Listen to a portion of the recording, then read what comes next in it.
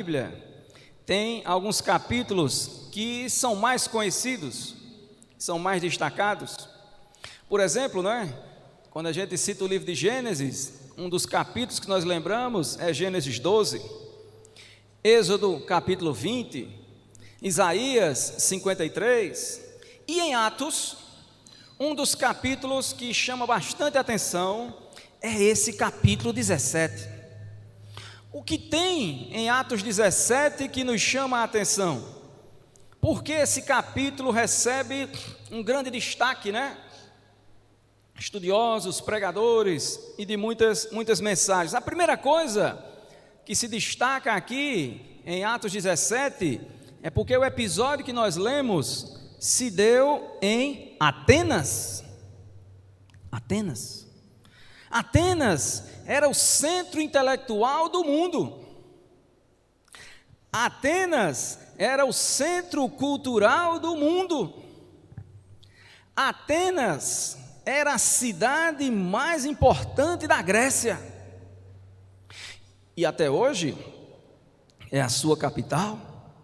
Mesmo Atenas, tendo sido dominada pelos romanos em 146 depois de Cristo, ela continuou sendo uma célebre cidade, uma importante cidade do mundo antigo. Então, Atos 17 recebe esse destaque porque Paulo está no centro cultural e intelectual do mundo antigo. A segunda coisa que há destaque aqui, os irmãos vão entender o tema da nossa mensagem, é que Paulo foi abordado pelos homens mais inteligentes da época, segundo o mundo. É o que diz o versículo 18. Paulo foi abordado pelos filósofos. Quem aqui, nunca ouviu falar dos filósofos da Grécia? Sócrates, Platão, Aristóteles e outros. No caso aqui, Paulo, diz a Bíblia que foi abordado por dois grupos específicos de filósofos, está no versículo 18. Os dois grupos que abordaram o apóstolo Paulo estão ali no versículo 18. Que grupos eram esses? Diz o texto, Um deles eram os epicureus. Quem eram os epicureus? Os epicureus, eles ensinavam, meus irmãos, que o propósito da vida era o prazer, e que o homem deveria ser libertado da dor e do medo e aproveitar ao máximo os prazeres da vida.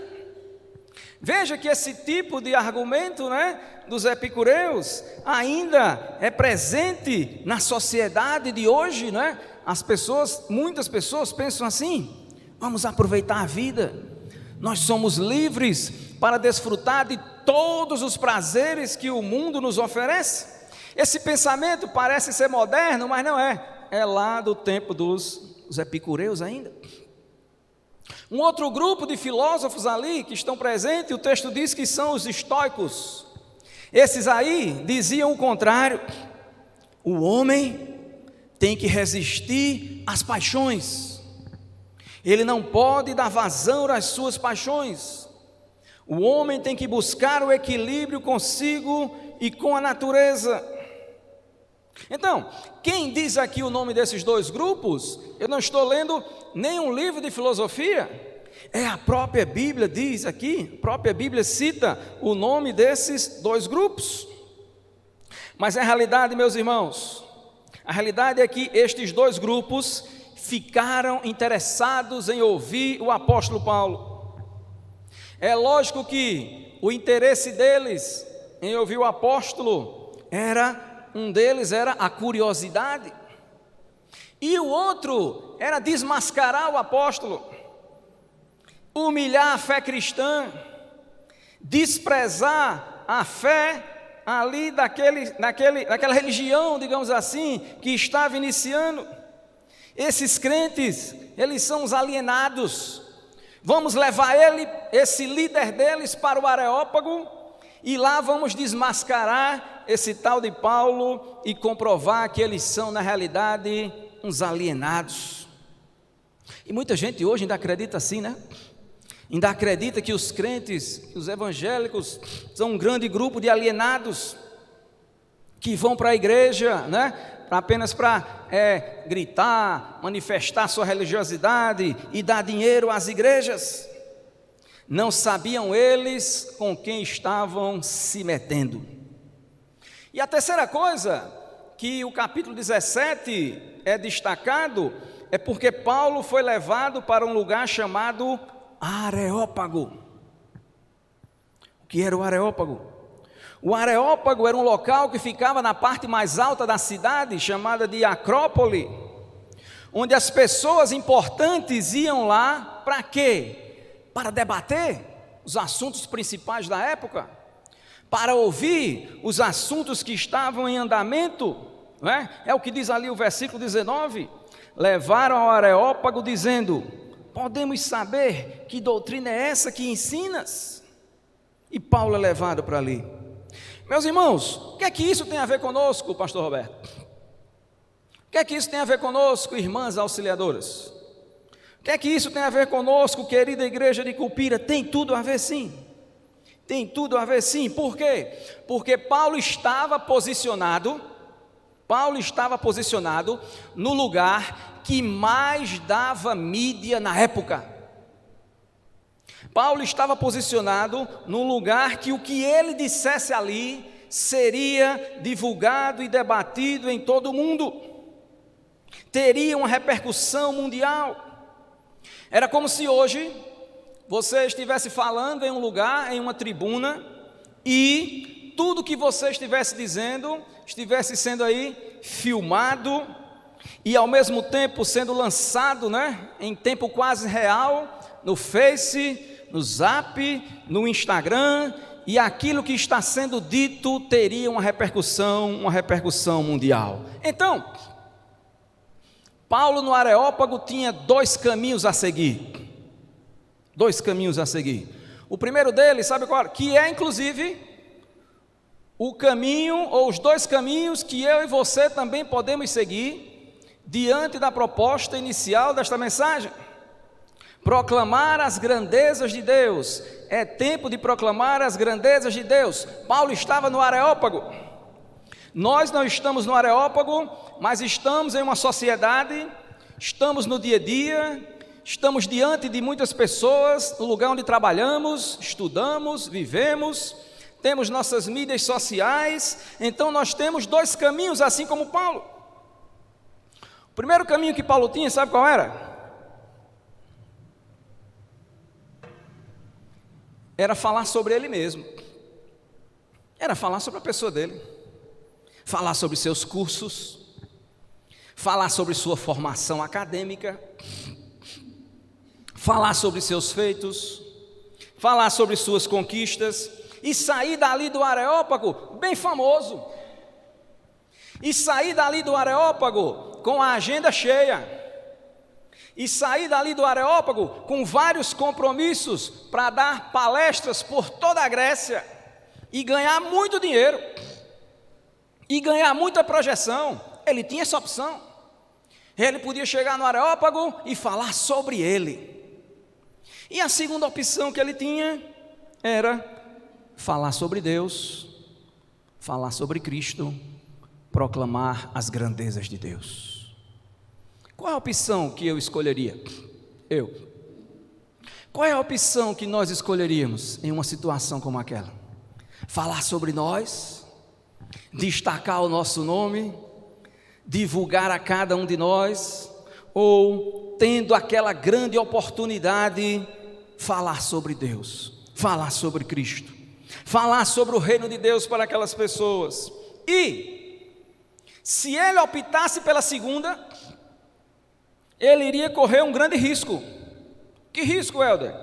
O risco de ser criticado, o risco de ser zombado, e ainda mais o risco de nunca mais receber uma oportunidade como aquela. Que decisão difícil, mas é a decisão que muitas vezes a igreja tem que tomar. A igreja, ou nós, vamos proclamar a nós mesmos, vamos proclamar nossas virtudes, nosso intelecto, nossa capacidade, ou vamos ser uma igreja, um departamento feminino, uma igreja local que proclama as grandezas de Deus?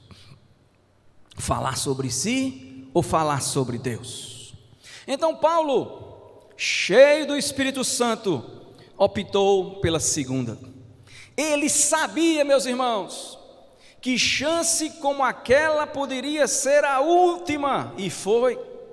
Mas ele decidiu: não, eu vou aproveitar essa oportunidade e proclamar a Deus, proclamar a grandeza de Deus, falar sobre Cristo. Foi de fato essa decisão que ele tomou. Olha, nós vivemos numa sociedade onde, inclusive, nós cristãos estamos correndo um sério risco, diante do quadro, da facilidade hoje de visualização, de divulgação, de proclamação. Nós vivemos uma sociedade em que, inclusive, os cristãos estão indiretamente aparecendo ou desejando, querendo aparecer mais do que Cristo. Pessoas que querem ser aplaudidas, querem ser elogiadas. Se alguma postagem é feita e tem poucas curtições, a pessoa já começa a entrar em crise. Meu Deus, ninguém está vendo o que eu estou postando. Já começa, a ficar preocupado. As pessoas querem ser destacadas, as pessoas querem ser elogiadas. E Paulo teve essa oportunidade. Inteligência suficiente ele tinha, capacidade suficiente ele tinha para fazer ali um discurso filosófico, e os estoicos e epicureus dizerem assim: não, vamos trazer esse homem aqui de novo. É a tentação que cada um de nós temos tido nesse século 21, querermos destaque, querermos atenção, querermos mídia para cada um de nós, holofote sobre cada um de nós. Quem for crente, quem nasceu de novo e tiver esse pensamento aí, está passando por esse pensamento, por essa tentação, de fato precisa parar, rever acerca desse perigo. Por quê? Porque na igreja não tem destaque para nenhum de nós. Na igreja o destaque e a glória é unicamente para Cristo. Só para Cristo. A glória e a honra é somente para Cristo. Então, querida UAF, querida igreja, todos nós, não nos deixemos levar por essa ilusão. Se tivermos diante de uma situação em que tem esses dois caminhos, de você falar de si ou falar de Deus, falar das suas habilidades ou das grandezas de Deus, resista esta tentação e olha aqui para Paulo e vá pela segunda opção. Aproveite a oportunidade, aproveite o momento para proclamar as grandezas de Deus. Como foi então esse discurso de Paulo no Areópago? Quais as proclamações que ele fez ali diante de todos, sem nenhum tipo de vergonha, sem nenhum tipo de receio, sem nenhum receio de ser criticado, de ser excluído, de ser zombado, e que serve de exemplo para nós no século 21. O que foi que ele proclamou ali? Muitas coisas. Eu destacaria apenas 3. A primeira delas, baseada no versículo 24 ao 26, que diz assim: o Deus que fez o mundo e tudo que nele existe, sendo ele Senhor do céu e da terra, não habita em santuários feitos por mãos humanas, nem é servido por mãos humanas, como se de alguma coisa precisasse, pois ele mesmo é quem a todos dá vida, respiração e tudo mais. De um só fez toda a raça humana para habitar sobre a face da terra, havendo fixado os tempos previamente estabelecidos e o limite de sua habitação. Só repetindo o 24: o Deus que fez o mundo e tudo que nele existe. A primeira proclamação que Paulo fez ali, sabe qual foi, meus irmãos? Ele proclamou para todo mundo ouvir, para que toda a Grécia soubesse que Deus é o Criador de todas as coisas. Que Deus é o Criador de todas as coisas. E essa é uma proclamação difícil de fazer hoje, viu? Se você chegar e publicar na sua rede social dizendo: Deus é o Criador de todas as coisas, imagine a repercussão que vai dar isso. Helder, como é que ele tem um pensamento arcaico desse? Como é que Helder acredita numa ilusão dessa? Será que ele não estudou e não pesquisou que isso está ultrapassado? É essa a reverberação, né, que haverá se proclamarmos isso. Mas Paulo, diante dos intelectuais, diante da nata cultural, ele diz: olha, quem fez tudo foi Deus. E eu proclamo aqui nesse Areópago que Ele foi quem criou todas as coisas. Meus irmãos, o nosso Deus, pela sua palavra, fez todas as coisas. Não podemos nos envergonhar dessa proclamação. Ele é o responsável direto por toda a criação do reino animal, vegetal, fauna, flora, todas as galáxias. Ele é o Criador, Ele é também o Criador de nossas vidas. Proclamemos sem nenhum receio que Ele criou tudo com sabedoria e perfeição. Foi Ele que levou a sério cada detalhe, fez você, fez a mim, de forma única, como foi lido aqui no início do culto. Enfim, Ele é o Criador de todas as coisas. E por que, pastor, está dizendo isso numa igreja evangélica? Eu estou dizendo isso numa igreja evangélica porque nós sabemos que existem outras proclamações acerca da origem do universo, acerca da origem do homem, acerca da origem de tudo. E as teorias, elas estão por aí, na boca, na mente das pessoas no dia a dia, e vai chegando ali na minha filha também, vai chegando ali no seu neto também, vai chegando ali no seu sobrinho também, e não tem nada de criação de Deus, nada disso, né? Tudo veio de uma explosão, tudo veio de uma reação cósmica. E aí entra Atos 17, que é um texto apologético, ou seja, é um texto que defende a fé, é um texto que vem ali e Paulo proclama e diz: não, as coisas não começaram assim, tudo começou pela palavra de Deus. E disse Deus: haja luz, e houve luz. E disse Deus: haja isso, e houve isso. Atos 17 deixa claro, e aqui é outra proclamação que temos que ter coragem de fazer. Atos 17 deixa claro, ele vai dizendo aí no versículo 26, de um só fez toda a raça humana. Atos 17 vai dizer que o homem não veio de um ancestral comum ao macaco. O pessoal quer porque quer ser parente do macaco, é um negócio complicado, né? Eu quero é ser imagem e semelhança de Deus. Eu quero é ir para o texto e ver que eu sou imagem e semelhança de Deus. E Paulo vai e proclama isso, proclama que existe um Criador, proclama que tudo teve um início, e esse início foi em Deus.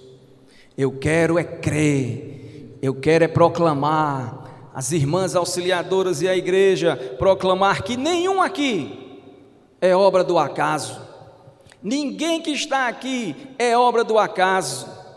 Você foi criado, você foi formado pelo poder de Deus e para proclamar as suas virtudes no areópago da vida, nos areópagos que a gente se encontrar, nas situações que estivermos envolvidos, né?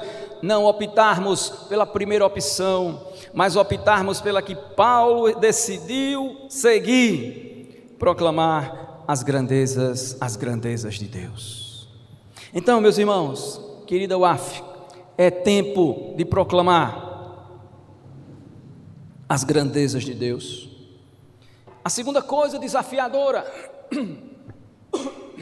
para esta UAF, para esta igreja, para a minha vida, está ali no versículo 25, quando ele diz assim, acerca de Deus, né? Nem é servido por mãos humanas, como se de alguma coisa precisasse, pois Ele mesmo é quem a todos dá vida, respiração e tudo mais.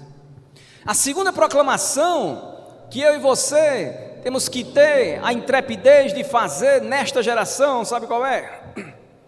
É dizer para esta geração que Deus não depende de nós, nós é que dependemos dEle. Veja como os valores hoje estão invertidos.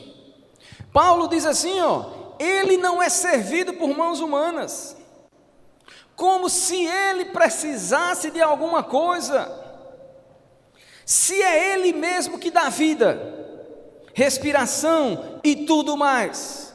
Então, estoicos, epicureus, Atenas, Grécia, mundo antigo, saibam que são vocês que precisam de Deus e não o contrário. Ora, dizer isso naquela época era uma afronta tremenda ao homem grego. O contexto aqui é difícil. Ler o texto aqui hoje é fácil. Mas Paulo estava no meio daqueles homens que se achavam tudo, autossuficientes, os melhores, aqueles que dominavam todo o conhecimento. Aí Paulo chega e dá uma pancada forte no homem grego, naqueles filósofos. Aquela turma se achava autossuficiente, eles se achavam melhores do que todos, melhores que todos do mundo. Aí vem esse Paulo, que eles de início chamavam de tagarela. Aí vem este Paulo e diz que se não fosse esse Deus, nós nem nos movíamos. Isso é um absurdo. Meus irmãos, eu acredito que a partir dessa parte, eles começaram a dizer: ih, rapaz, esse camarada não veio aqui massagear o nosso ego, não. Quem foi que teve a ideia de colocar ele aqui? Quem foi que inventou de chamar ele? Agora é tarde. O homem está ali, falando desse Deus, proclamando esse Deus, e dizendo que nós não somos ninguém sem esse Deus. Não era para ter trazido ele aqui, porque agora ele está começando a nos colocar numa posição de inferioridade, e com certeza começaram, como diz no popular, né, a entronchar seus rostos diante do discurso de Paulo. Meus irmãos, vivemos numa época assim. Vivemos numa época que o homem quer ser o centro de tudo. Vivemos numa época antropocêntrica. Vivemos numa época que o homem quer o destaque. Vivemos numa época que o homem, não é? Ele, como eu já disse no início, ele quer os holofotes. E quando ele escuta alguma coisa desse tipo, ele se chateia, ele se rebela. Interessante aqui, até mesmo hoje no meio, não é, das chamadas igrejas evangélicas, se o pastor opta por uma linha de glorificação a Deus, se o pastor opta por uma linha de ministério em exaltar apenas a Deus e coloca o homem no seu devido lugar, esse pastor dificilmente também será aplaudido. Nós vemos hoje por aí megas comunidades, não é? Com esta mensagem antropocêntrica em que o homem ocupa o centro. Bem, Paulo disse assim: eles podem nunca mais me chamar aqui, eles podem nunca mais me trazer aqui, mas eu vou dizer a eles que Deus está acima de todos nós, que Deus está acima de toda a raça humana, que Deus é que é soberano, que não é Deus que não é o homem, né, que vai ser servido por Deus, é o homem que tem que servir a Deus, porque hoje tem sido feito com Deus, não é verdade? Até algumas vezes atrás eu disse isso aqui, o gênio da lâmpada. Parece que Deus é aquele que existe só para satisfazer os desejos do homem. Parece que Deus é aquele que existe só para atender, para abrir porta de emprego, para curar, para abençoar. Será que é só assim? Paulo diz: olha, eu quero dizer para vocês o seguinte, que se não fosse Ele, se não fosse esse Deus, vocês nem respiravam. É o que está aqui, ó.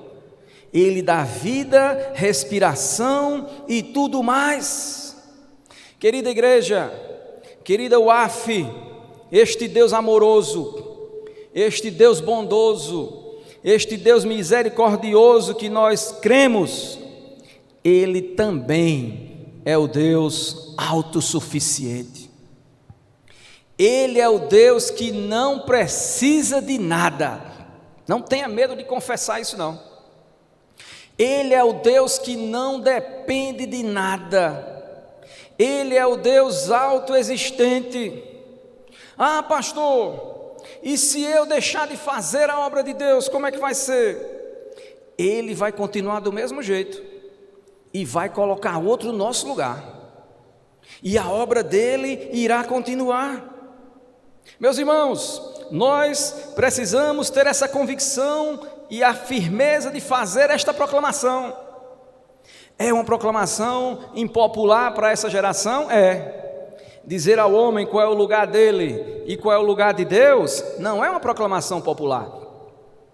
O homem quer ouvir, né, uma série de outras coisas, mas Paulo, lá no Areópago, não estava preocupado se os atenienses iam ficar chateados, se seria a última vez que ele ia pisar ali. Disse: não, de maneira nenhuma, eu estou tendo essa oportunidade e eu vou proclamar que Deus é o Criador de todas as coisas. Eu vou proclamar que esses atenienses, eles têm que reconhecer que Deus está acima deles. Eles têm que saber que o Deus Todo-Poderoso não é esses deuses do panteão grego e romano. Esse Deus é o único. Então esse é um desafio para nós, nessa geração. Uma geração que não quer ser contrariada, uma geração que não quer ser contestada, uma geração que não quer ser discordada. E aí, eu e você ficamos meio que acuados, não é? Muitas vezes meio que pressionados, mas nesta noite eu quero, à luz de Atos 17, dizer que é tempo de proclamarmos as grandezas de Deus. Bendito seja o seu nome.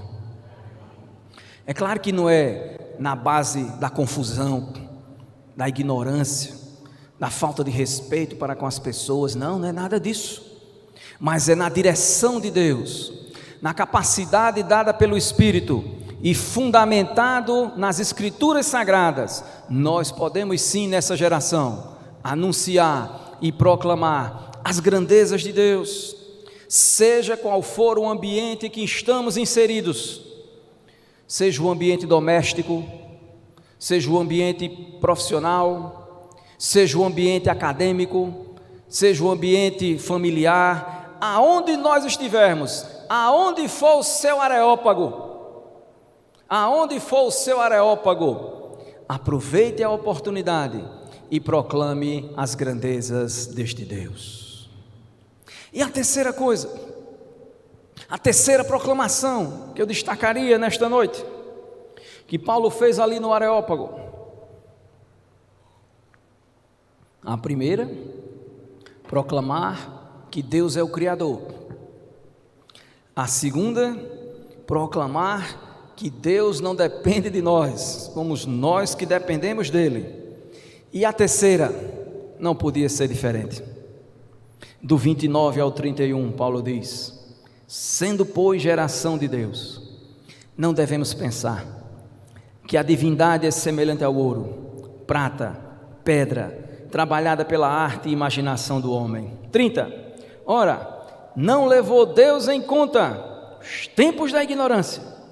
Agora, porém, notifica aos homens que todos, em toda parte, se arrependam.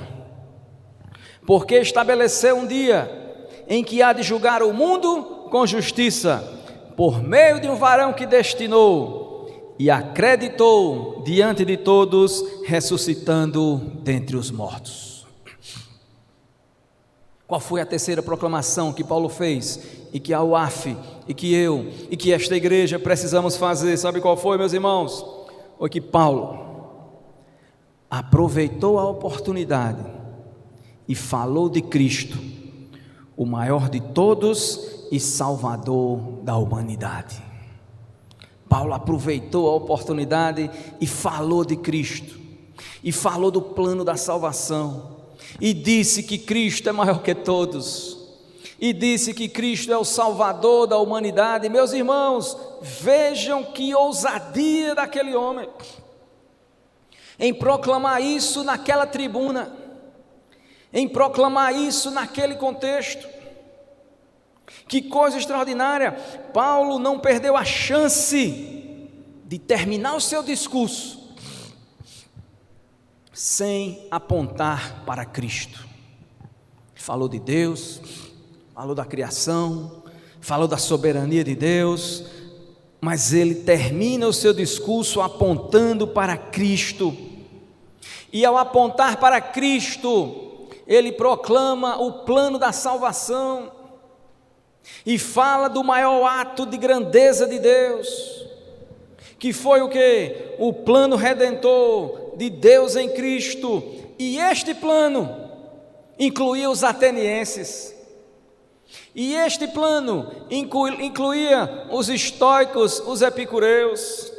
Este plano incluía a minha vida, incluía a União Auxiliadora, incluía lá na eternidade a igreja congregacional de Cupira. Este plano incluía você que está nos ouvindo, que ainda não teve um encontro com Cristo. Paulo proclamou,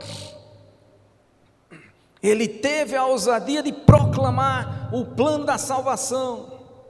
E nós, como igreja do século 21, não podemos perder esse referencial, não podemos perder esta que é a essência da nossa igreja. O nome não é igreja evangélica. Por que a igreja evangélica? Porque ela proclama o evangelho. Paulo mostra que Deus está pronto para perdoar. Paulo mostra ao homem ali, naquele contexto intelectual e cultural, que Deus está pronto, não é, para dizer a ele: olha, Deus não vai levar em conta o tempo da ignorância. Se arrependam, haverá um juízo, e para vocês escaparem desse juízo, vocês precisam de Cristo.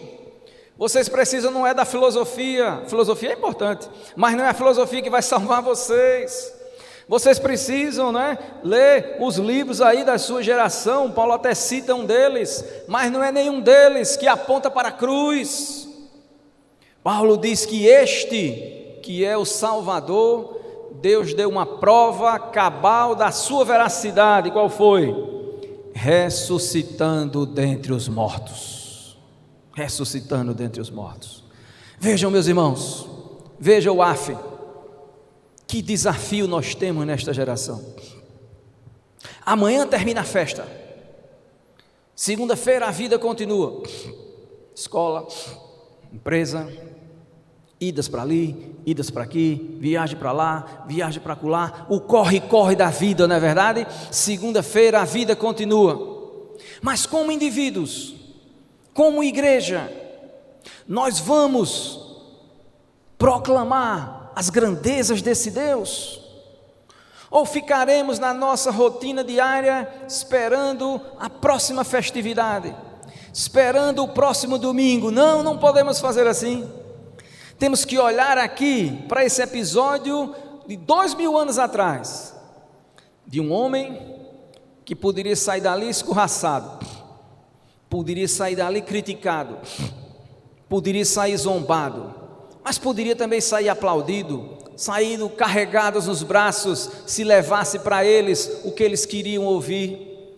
Mas Paulo não vai por esse caminho, e a igreja precisa sim, em tempos de pré-pandemia, em tempos de pandemia, em tempos de pós-pandemia, pregar, proclamar as grandezas desse Deus, bendito seja o seu nome. Vejam, meus irmãos, e eu estou já caminhando para o fim. Vejam que no maior centro intelectual do mundo, e aqui, pastor Roberto, um grande desafio para cada um de nós, no maior centro intelectual do mundo, Paulo não adulterou o evangelho. Repito, Paulo, diante dos intelectuais e famosos, Paulo não adulterou o evangelho. Falou da graça de Deus, falou do amor de Deus, falou do juízo de Deus, mas falou do arrependimento, falou da ressurreição. Ou seja, o que foi que Paulo fez e o que é que a igreja tem que fazer? Anunciar o evangelho puro e simples, mesmo que seja diante dos intelectuais, mesmo que seja diante dos famosos, dos famosos na perspectiva dessa geração. Não adulterar o evangelho, e esse é o problema hoje. Os pregadores, para serem agradáveis, Júnior, para terem mais mídia, para terem mais atenção, eles têm adulterado o evangelho e dito coisas que o evangelho não disse, e prometido coisas que o evangelho não promete. São adulteradores do evangelho. E eu olho aqui para Paulo, um homem altamente acadêmico, um homem do mundo, né? No mundo no sentido de poder transitar entre o mundo romano, o mundo grego, o mundo judaico, cheio, né, de suas capacitações, mas ele não adultera a essência do evangelho. Ele não muda nada. Olhemos aqui para o Areópago e vejamos Paulo destilando o evangelho como ele é. Querida UAF, querida igreja, não entremos nessa de modificar o evangelho, de adaptar o evangelho ao conceito ou ao contexto, não é, dessas novas situações e possibilidades que estão criando aí. Não caia na tentação da maioria que tem mudado a mensagem do evangelho. Não acrescentemos o que ele não diz. Não vamos prometer aquilo que ele não promete. Apenas olhemos para o Areópago e sejamos fiéis à pregação pura e simples do evangelho. Uns vão crer, outros não vão crer. Uns vão zombar, mas outros vão se arrepender e receber a Cristo. Foi o que aconteceu ali. Desde que mundo, é assim que funciona. Olha o 32. Quando ouviram falar da ressurreição dos mortos, uns escarneceram, outros disseram: não, vamos te ouvir de novo. A essa altura, Paulo se retirou do meio deles. Houve, porém, alguns homens que se agregaram a ele e creram. Entre eles estava Dionísio, o Areopagita, e uma mulher chamada Damares, e com eles outros demais. Olha aí, as reações serão diversas. A maneira como se irá receber a mensagem é diversa desde aquele tempo. Você vai pregar, uns vão se arrepender, outros vão zombar, outros vão escarnecer, outros vão te criticar, mas outros vão dizer: olha, fala mais um pouco sobre isso, me conta mais sobre essa graça, me fala mais sobre esse Cristo. Vão perguntar às irmãs auxiliadoras no dia a dia, né? Na padaria, na farmácia, no mercado, na parada do ônibus, pegando um transporte para Caruaru. As pessoas vão perguntar também: me fala mais. Então não adultere o Evangelho, não mude nada. Façamos como Paulo, que no Areópago permaneceu fiel à mensagem pura, cristalina e simples do Evangelho, e anunciou as insondáveis grandezas de Deus e as riquezas de Cristo. Meus irmãos, para concluir, essa tem que ser a nossa postura como igreja no século 21.